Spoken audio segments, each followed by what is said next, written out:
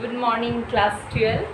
তোমাদের আমি পড়িয়েছিলাম আগের ভিডিওতে ভারতের দারিদ্র্য, বেকারি এবং আয় বৈষম্যের কারণ। তো তোমাদেরকে আমি নোটসও পাঠিয়ে দিয়েছি।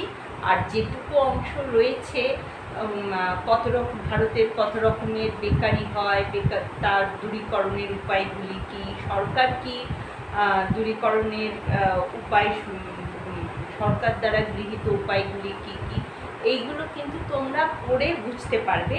যার জন্য আমি ওই অংশটুকুটা আর পড়াইনি, কিন্তু ওই অংশটুকুর থেকে কিন্তু কোয়েশ্চেন আসে, ওটাও ইম্পর্টেন্ট। তো আশা করি তোমরা ওই চ্যাপ্টারটা খুব একটা তোমাদের বেগ লাগবে না, বেগ পেতে হবে না যে বুঝতে। যেসব চ্যাপ্টারগুলো বোঝার দরকার আছে সেই চ্যাপ্টারের মধ্যে এবারে আবার আমি চলে আসি মুনাফা চ্যাপ্টারে। মুনাফা কি না, একজন উদ্যোক্তার আয়। তো আমরা এখানে আজকে মুনাফা সম্পর্কে একটু পড়ে নিই।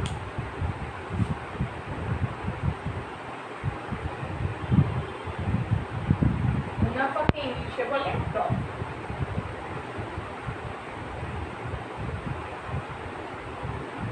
মুনাফা বোঝার আগে আমি দেখে নিই যে একটা ফার্ম কি করে।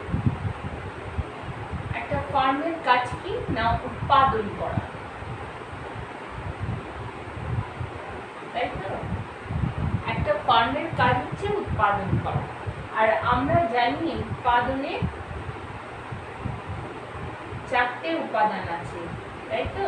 জমি, শ্রম, মূলধন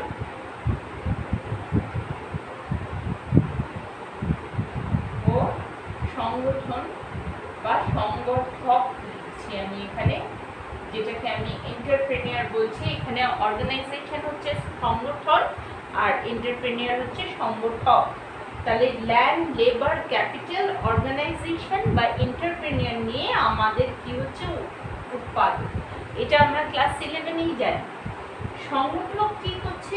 জমি, শ্রম আর মূলধনকে জোগাড় করছে। জোগাড় করে সে কি করছে? উৎপাদনের কাজটি করছে। জোগাড় কে করছে না, সংগঠক কাজ করছে। সে এইগুলোকে কিভাবে একত্রিত করছে? জমি, শ্রম, মূলধনকে একজন সংগঠক কি করে একত্রিত করে না, চুক্তি ভিত্তিতে। চুক্তি ভিত্তিতে, তার মানে কি? চুক্তি ভিত্তিতে একত্রিত করা। দেখো, যে জমির মালিক সে তো জানে যে আমি কত বিঘা জমি আছে বা আমার কটা বাড়ি আছে যেটা আমি উৎপাদনের কাজে দিচ্ছি, কত সময় ধরে দিচ্ছি এবং তার থেকে আমি কি খাজনা পাবো। তো এইটা জমি সংগঠকের সঙ্গে লিখিত পরিত করে নেয়, মানে একটা শর্ত সাপেক্ষ একটা ইয়ে রাখে। তো সেটাকে বলে চুক্তি। চুক্তি ভিত্তিতে জমির খাজনা ঠিক হয়, শ্রমের মজুরি ঠিক হয়, মূলধনের আয়ের নাম কি? সুদ। সুদ ঠিক করে। করার পরে এই চুক্তি ভিত্তিতে এদেরকে একত্রিত করে আনে। কে আনে না, সংগঠক। এবার সংগঠকের তাহলে আয়ের নাম কি? সংগঠকের নাম হচ্ছে মুনাফা। তো আমাদের আজকে যেটা পড়বো সেটা হচ্ছে মুনাফা। তো এবারে এসো আমরা দেখে নিই যে এই মুনাফা কি।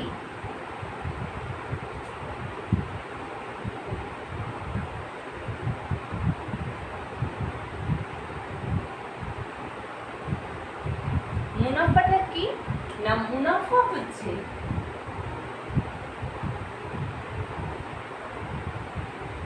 ফার্মের মোট রেভিনিউ।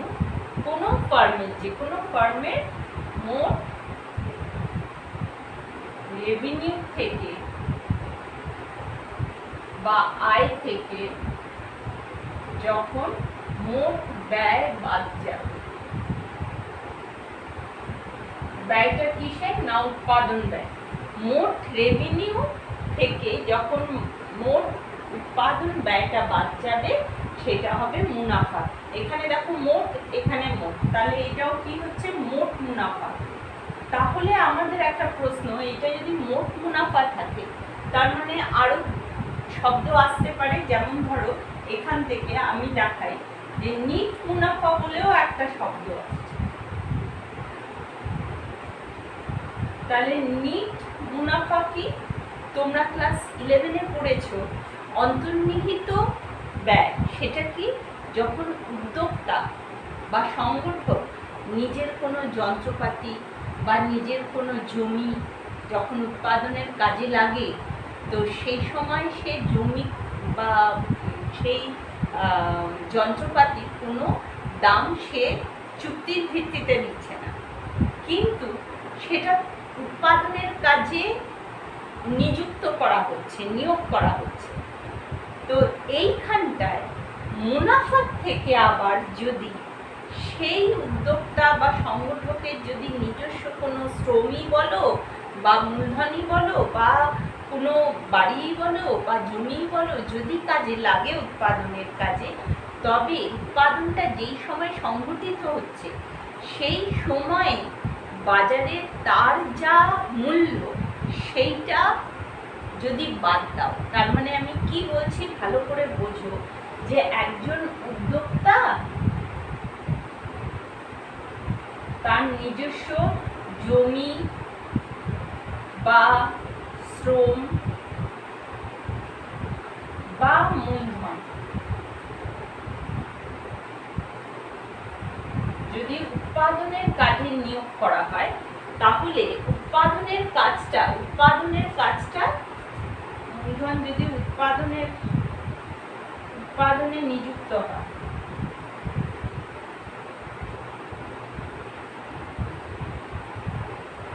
কাজে নিয়োগ করা হয়,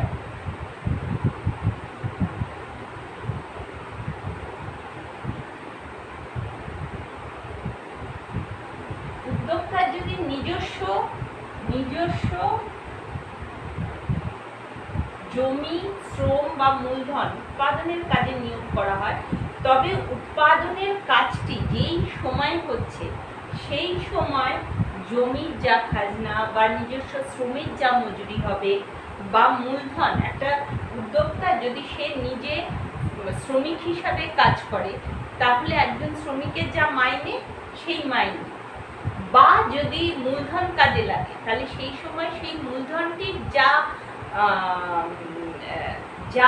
মানে ব্যয়, মূলধনের চুক্তিভিত্তিতে ভাড়া করার জন্য যা ব্যয়, সেইটা যদি বাদ দাও, এটা পুরোটা যদি বাদ দাও, কোথার থেকে না মোট মুনাফা থেকে যদি এইটা বাদ দেওয়া হয়, তাহলে নিট মুনাফা বেরিয়ে আসবে। এই জিনিসটা এতটা বেশি কমপ্লিকেটেড না, যতটা আমি লিখলাম যত বড় করে ততটা কমপ্লিকেটেড নয়। তোমরা ভালো করে বোঝো যে আমি কি বলছি। অন্তর্নিহিত ব্যয় তোমরা পড়েছো, যে ব্যয় চোখে দেখা যাচ্ছে না অথচ হচ্ছে। যেমন আমি বলেছি, আমি একজন উদ্যোক্তা, ধরো আমার একটা বাড়ি আছে, সেই বাড়িটা আমি উৎপাদনের কাজে লাগাচ্ছি। তো আমি উদ্যোক্তা হলে তো আমি নিজেকে নিজে ওই বাড়ির জন্য দিচ্ছি না, যখন উৎপাদনের কাজটা হচ্ছে। কিন্তু যদি উৎপাদনের কাজটা যে সময় হচ্ছে সেই সময় বাড়িটির যা দাম, সেই দাম যদি মোট মুনাফার থেকে বাদ দাও, তাহলে যেটা পড়ে থাকে সেটাকে বলে নেট মুনাফা। তাহলে মোট মুনাফা জানলে, নেট মুনাফা জানলে, তার মানে আরেকটা মুনাফা হয় স্বাভাবিক মুনাফা।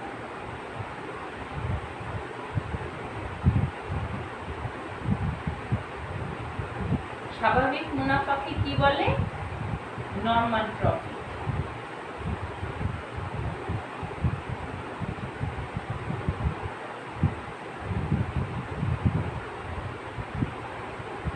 মোট মুনাফা হচ্ছে টোটাল প্রফিট, আর নেট মুনাফাকে নেট প্রফিট বলে, আর স্বাভাবিক মুনাফা হচ্ছে নরমাল প্রফিট। তাহলে স্বাভাবিক মুনাফা কি জিনিস? স্বাভাবিক মুনাফাটা তোমাদের জেনে রাখতে হবে যে সেই মুনাফা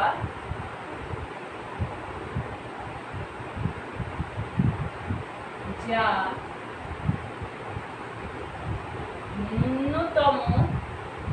ন্যূনতম মানে অ্যাটলিস্ট এই মুনাফাটা না পেলে উদ্যোক্তা ফার্ম উৎপাদনের কাজে করতে চাইবে না।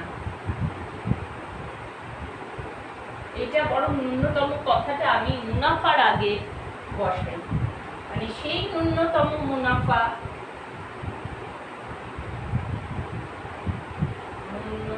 ন্যূনতম মানে মিনিমাম, সেই ন্যূনতম মুনাফা যা ফার্ম না পেলে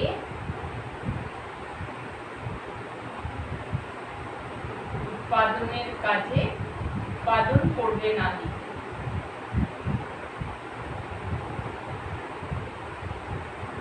আমি কি বলছি আবার ভালো করে বোঝো। স্বাভাবিক মুনাফা বা নর্মাল প্রফিট কাকে বলে? সেই ন্যূনতম মুনাফা, অর্থাৎ ধরো তুমি একটা ব্যাগ বা একটা আসন তৈরি করছো, সেই আসনের খরচটা হচ্ছে র মেটেরিয়ালস, যা তুমি সুচ, সুতো, ব্যাগের কাপড় কিনলে, এগুলো সব 100 টাকায় তুমি কিনলে। কিন্তু তুমি যখন তোমার মাথায় আছে যে অন্তত আমি 150 টাকা না পেলে আমার কোনো মানে উৎপাদনের কাজটা আমি এগোবই না, তাহলে অ্যাটলিস্ট ওই 150 টাকা বা 100 টাকা, যেটা তোমার একটা মার্জিন বলে এটাকে, সেই ন্যূনতম মুনাফাটা যদি তুমি না পাও তাহলে উৎপাদনের কাজে এগিয়ে আসবে না। সেই ফার্মেরও, প্রত্যেকটি ফার্মের নিজস্ব একটা ন্যূনতম মুনাফা আছে, যে অ্যাটলিস্ট ওই প্রাইসটা যদি, ওই প্রাইস বলবো না এখানে, ওই মুনাফাটা যদি না পায় তাহলে কোনো ফার্মই উৎপাদন করবে না। তাহলে এইটা হচ্ছে তিনটে কনসেপ্ট, তিনটে ধারণা যেটা মুনাফা দিচ্ছে। মোট মুনাফা কি? মোট মুনাফা হচ্ছে কোনো ফার্ম যা বিক্রি করলো তার থেকে যা বিক্রয়লব্ধ আয়। মোট রেভিনিউ মানে কি? বিক্রয়লব্ধ যা আয়, তার থেকে যা যা খরচ হলো সব খরচটুকু বাদ দিলে যেটা বাঁচে সেটা হচ্ছে মোট মুনাফা। আর এই মুনাফাটা কার আয়? না উদ্যোক্তার আয়। কিন্তু নিট মুনাফাটা কি? নিট মুনাফাটা হচ্ছে উদ্যোক্তার নিজস্ব যদি কোনো জমি, শ্রম বা মূলধন উৎপাদনের কাজে লাগে, তবে সেই সময় যা সেটার দাম হবে সেই দামটাও যদি বাদ দেওয়া হয় তবে গিয়ে নিট মুনাফা হচ্ছে। আর স্বাভাবিক মুনাফা কি? যে যেই মিনিমামটুকু না পেলে কোনো ফার্ম উৎপাদনের কাজে এগিয়ে আসবে না, সেই ন্যূনতম মুনাফাকে আমরা নর্মাল মুনাফা বা নর্মাল প্রফিট বলি। আচ্ছা, এই গেল মুনাফার কাকে বলে এবং মুনাফার ধারণা। তবে তোমাদের একটু বুঝতে হবে মুনাফার সঙ্গে, মুনাফাকে আরো ভালো করে, কেন মুনাফা আলাদা করে এইখানটায় বোঝাচ্ছি, তো মুনাফার বৈশিষ্ট্যগুলো তোমাদের পড়তে হবে। মুনাফা অন্যান্য আয়ের সঙ্গে কি তফাৎ? অন্যান্য আয় বলতে যেমন জমির আয় খাজনা, তারপরে শ্রমের আয় মজুরি, তারপরে মূলধনের আয় হচ্ছে সুদ, অর্থাৎ জমি, শ্রম, মূলধনকে আমরা কি বলছি? অন্যান্য আয়। মানে অন্যান্য আয়, জমি হচ্ছে তোমার কি? খাজনা, শ্রমের হচ্ছে মজুরি, আর মূলধনের আয়টা কি? সুদ। এইগুলোকে মিলিয়ে, মানে এইটাকে নিয়ে আমরা বলছি অন্যান্য আয়।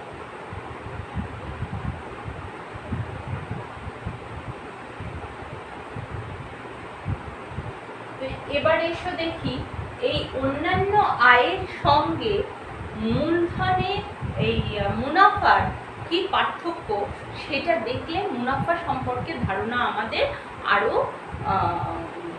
ক্লিয়ার হবে।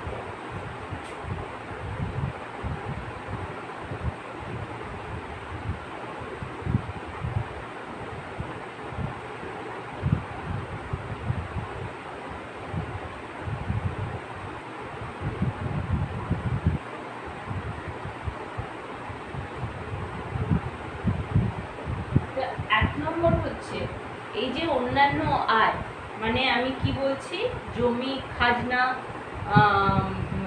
ওয়েজ বা মজুরি, খাজনা, মজুরি, সুদ, এই যে অন্যান্য আয়, এগুলো কিন্তু চুক্তিভিত্তিক।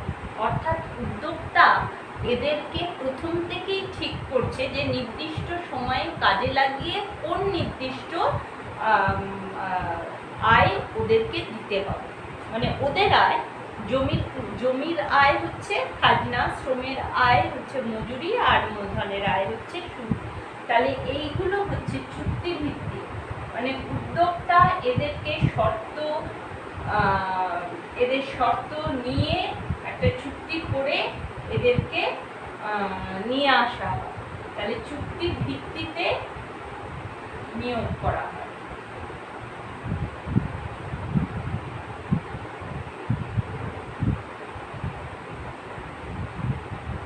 কিন্তু মুনাফা কিন্তু চুক্তিভিত্তিক নয়, চুক্তি বা শর্ত ভিত্তিক নয়। অর্থাৎ বলতে পারো এটা যে মুনাফাটা হচ্ছে ভাড়া না করা উপাদান, বা এটাকে কি বলবো যে মুনাফা হচ্ছে ভাড়া না করা উপাদান। কারণ কে ভাড়া করবে? এখানে তো উদ্যোক্তারই এটা আয়, তো উদ্যোক্তা অন্যগুলোকে ভাড়া করছে, মুনাফাকে কি করে ভাড়া করবে? মুনাফা তো হয় উৎপাদনের পরে সবাইকে মিটিয়ে টিটিয়ে তারপরে মুনাফা দেখে। তার মানে যখন অন্যান্য আয় নির্দিষ্ট থাকে, ধরো অন্যান্য আয় নির্দিষ্ট সময়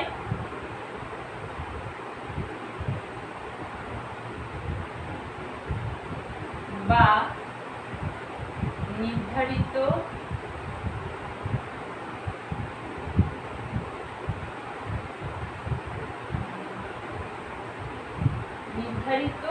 পূর্ব নির্ধারিত থাকে, বলতে পারো পূর্ব সময় বা পূর্ব নির্ধারিত থাকে। মুনাফা কিন্তু পূর্ব নির্ধারিত নয়।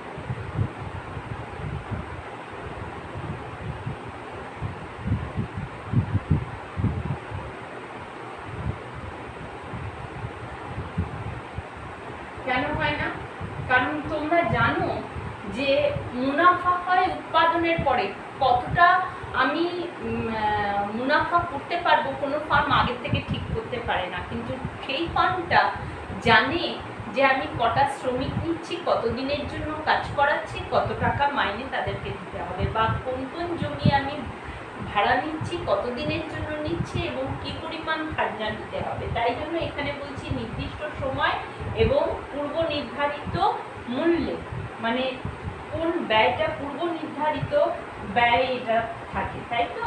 এর জন্য যে ফার্মের যে ব্যয় হয় সেটা নির্দিষ্ট সময় এবং নির্ধারিত ব্যয় পূর্ব নির্ধারিত থাকে, কিন্তু মুনাফা পূর্ব নির্ধারিত হয় না। 3 নম্বর,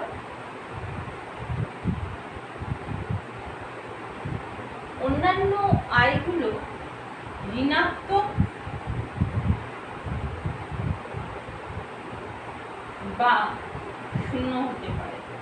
শূন্য হয় না, হতে পারে না, শূন্য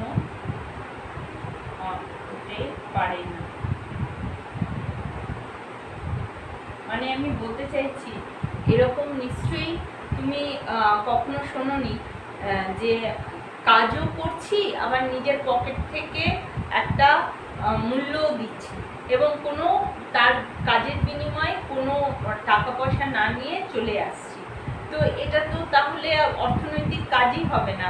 আমরা অর্থনীতির বিষয়বস্তু হিসাবে বলছি যে অর্থটা উপার্জন করতে হবে, এবং উপার্জন কি দ্বারা হয়? আমার শ্রম দ্বারা নয়, মূলধন দ্বারা নয়, আমি আমার জমি দ্বারা কিছু তো একটা দিতে হবে। তো সেটাই বলছি, এটা ঋণাত্মক কখনো এই শ্রমিক কখনো তার মজুরি ঋণাত্মক হতে পারে না। সে কম পেলে, সে নিজের যা পরিমাণ খাটবে তার থেকে কম পেলে কিন্তু বেশি দিন উৎপাদন করে না, তাই জন্য ঋণাত্মক হতে পারে না। এবং কাজ করে যাচ্ছি কোনো মাইনে নেই, এরকমও হতে পারে না, দীর্ঘদিন ধরে এটা থাকে না। তাহলে ঋণাত্মক এবং শূন্য হতে পারে না। বা জমি আমি ভাড়া দিয়েছি আর কোনো পাচ্ছি না, তার কোনো খাজনা পাচ্ছি না, এরকম হয়। তাহলে এই অন্যান্য আয়গুলো কখনোই ঋণাত্মক বা শূন্য হয় না, কিন্তু মুনাফা ঋণাত্মক, আমি শর্টে লিখছি নেগেটিভ বা শূন্য হতে পারে। কেন নেগেটিভ বা শূন্য হতে পারে? আমি উৎপাদন করলাম, আমার কোনো লাভই হলো না। আমরা লাভটাকে তো অর্থনীতিতে মুনাফা বলি, তাহলে কি হয়ে গেল? ক্ষতি হয়ে গেল। তো ক্ষতিটা আমরা বলি ঋণাত্মক মুনাফা, মানে ঋণাত্মক হতে পারে বা শূন্য হতে পারে, কোনো লাভই হলো না। এটা দীর্ঘকালীন চলে না, কিন্তু স্বল্পকালীনের মধ্যে এটা হতেও পারে যে ফার্ম তবু দেখে নিচ্ছে যে আর একটু সময় যদি পাওয়া যায় তাহলে হয়তো ধনাত্মক মুনাফা চলে আসবে। তাহলে মুনাফা কিন্তু ঋণাত্মক বা শূন্য হতে পারে। 4 নম্বর, অন্যান্য আয়গুলো সহসা বা হঠাৎ পরিবর্তন হতে পারে না।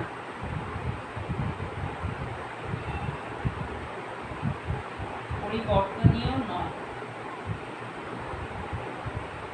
মানে আমি কি বলতে চাইছি যে এটা যেহেতু পূর্ব নির্ধারিত আয়, মানে কোনো ফান্ড জানে যে তার সে এই আয়টা দেওয়ার জন্য কতটা ব্যয় করবে, পূর্ব নির্ধারিত ব্যয় বা পূর্ব নির্ধারিত সময় জানে, তাই জন্য এই হঠাৎ পরিবর্তন হতে পারে না। ধরো কোনো শ্রমিককে নিয়োগ করা হচ্ছে যে মাসিক 3000 টাকা মাইনে সে পাবে, আমার কাছে 1 বছর কাজ করবে, কিন্তু হঠাৎ করে তাকে আমি বলতে পারি না যে ভাই তুমি কাল থেকে তোমার মাইনে দেবো না, বা কাল থেকে তোমার মাইনে 5 গুণ বাড়িয়ে দিলাম, বা কাল থেকে তোমার মাইনে একদম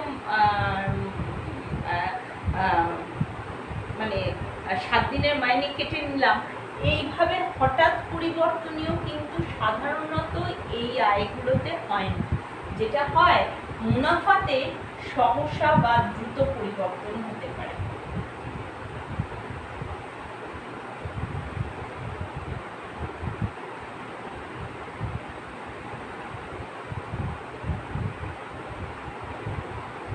মুনাফা সহসা বা দ্রুত পরিবর্তন হতে পারে। তোমরা বলবে কেন? এই শ্রমিক তো শ্রম দান করে যা মুনাফা পায় সেটা হঠাৎ হতে পারে না, চুক্তিভিত্তিক। সেই জন্য সে যদি সঠিকভাবে কাজে উপস্থিত থাকে এবং সঠিক সময় মতো কাজ দেয়, তাহলে কিন্তু ওর আয়টা হঠাৎ করে পরিবর্তন হতে পারে না। সেই রকমভাবে জমির খাজনাও কিন্তু দুম করে কালকে থেকে আজকে একরকম চুক্তি হলো, কালকে অন্যরকমভাবে দেওয়া হচ্ছে, সেরকম হতে পারে না। এগুলো চুক্তিভিত্তিক, এগুলো আগের থেকে নির্ধারিত সময়ে নির্ধারিত অ্যামাউন্টে দেওয়া হয়। সুতরাং এইগুলো হঠাৎ করে পরিবর্তন হতে পারে না। কিন্তু যেটা হতে পারে মুনাফা, কোনো ফান্ড কিন্তু সে জানে না যে কতটা উৎপাদন করলে আমার কতটা লাভ বা ক্ষতি হবে, সেই জন্য এইটা দ্রুত পরিবর্তন হতে পারে। আরও একটা ব্যাপার আছে,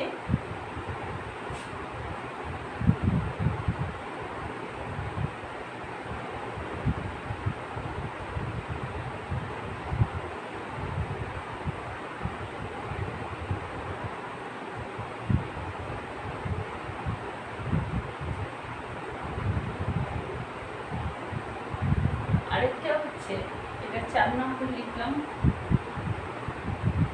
অন্যান্য আয় উৎপাদনে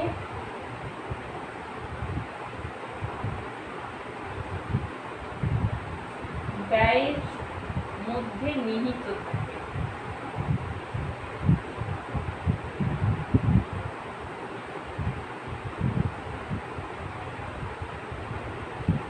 নিহিত থাকে কথাটা না বলে বলি ব্যয়ের সঙ্গে যুক্ত থাকে।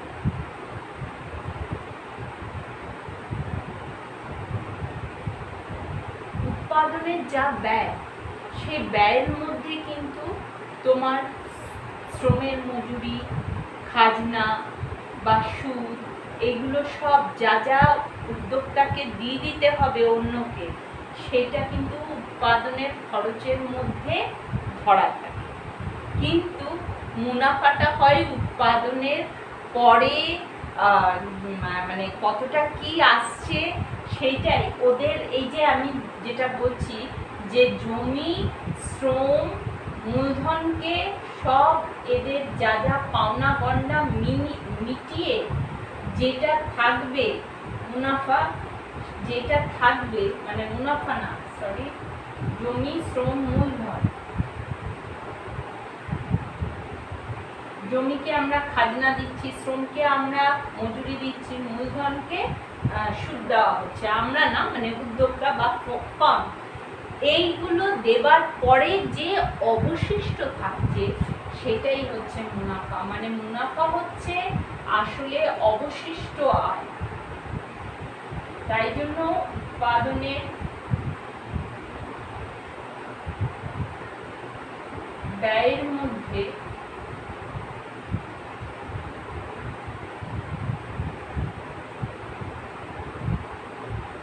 যুক্ত থাকে না। ঠিক আছে, মুনাফা হচ্ছে অবশিষ্ট আয় যা উৎপাদনের ব্যয়ের মধ্যে যুক্ত থাকে না। আগে তো উৎপাদন হওয়ার পরে যা আয়টা হলো, সেই আয়টা একে একে জমির খাজনা, মূলধন, শ্রম, পরিবহন খরচ, এটা ওটা উৎপাদনের নানা খরচ আছে, সেই খরচগুলো বিদ্যুতের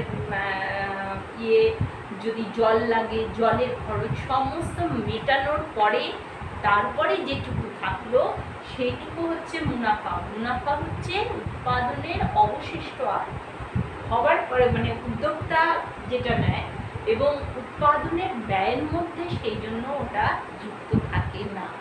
যেটা যুক্ত থাকে উৎপাদনের ব্যয়ের মধ্যে, এটা যুক্ত থাকে। আর হ্যাঁ, যুক্ত থাকবে কোনটা? শুধু স্বাভাবিক মুনাফা, শুধু স্বাভাবিক মুনাফাই উৎপাদনের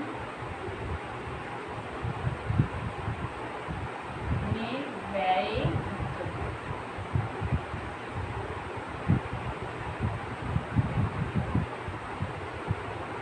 কারণ স্বাভাবিক মুনাফাটা তো ফার্মের নিজস্ব মার্জিন, যেটা না পেলে ফার্ম উৎপাদনের কাজে যাবেই না।